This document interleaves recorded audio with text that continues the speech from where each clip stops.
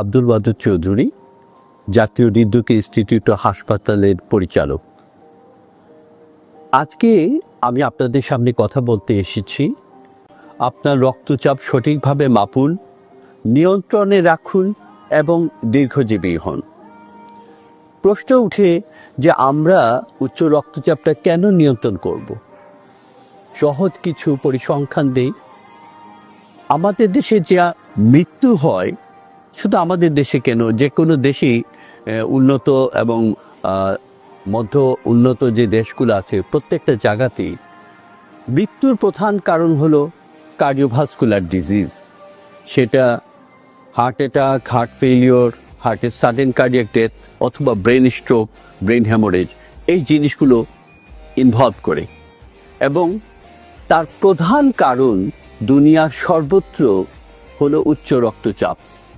কাজেই এক উচ্চ রক্তচাপ যদি আমরা নিয়ন্ত্রণ করতে পারি, অনেকগুলো খারাপ পরিণতি থেকে আমরা বেঁচে যাওয়ার সম্ভাবনা অনেক বেড়ে যায়। সেগুলো কোনটা? ব্রেন স্ট্রোক, তার রিস্ক কমে যায় প্রায় 50-60%, ব্রেন স্ট্রোক অথবা ব্রেন হ্যামোরেজ। হার্ট অ্যাটাকের রিস্ক কমে যায় 25%, হার্ট ফেইলিওরের রিস্ক কমে যায় অন্তত 50%। সাডেন কার্ডিয়াক ডেথ, হঠাৎ করে মৃত্যু, সাধারণত এটা হার্টের অ্যাবনর্মাল ছন্দ থেকে হয়, তার পিছনেও উচ্চ রক্তচাপ একটা বিরাট কন্ট্রিবিউটরি ফ্যাক্টর, ট্রিগারিং ফ্যাক্টর। সেটার রিস্ক কমে যায় অন্তত 25 থেকে বিভিন্ন ক্ষেত্রে আরও বেশি। কিডনি ফেলিওরের রিস্ক কমে যায় অন্ততপক্ষে 40 থেকে 50%।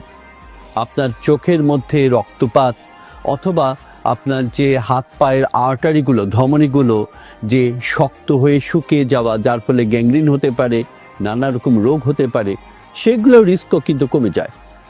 এতগুলো খারাপ জিনিস কমে যাচ্ছে একটা রোগ নিয়ন্ত্রণ করে। এখন সেই রোগটি, এই উচ্চ রক্তচাপটি আমি নিয়ন্ত্রণ যদি করবই, আমাকে আগে জানতে হবে যে আমার রক্তচাপ মাত্রা কতটুকু।